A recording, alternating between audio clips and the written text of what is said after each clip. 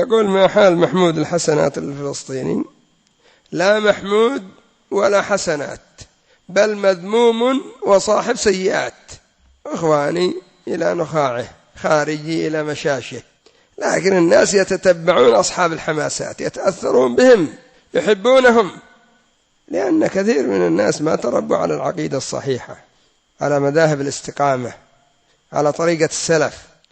الناس يعانون من غلاء الأسعار، من انقطاع الكهرباء، من كذا من كذا من كذا. يأتي مثل هذا الحزبي، هذا الأخواني، هذا الخارجي، يقول لهم الأسعار والغاز والبترول والكذا، وهم يصدقون. قد قالوا لنا في اليمن الدبة الغاز ستكون ب500 ريال، الآن ما وجدناها ب10,000 ريال.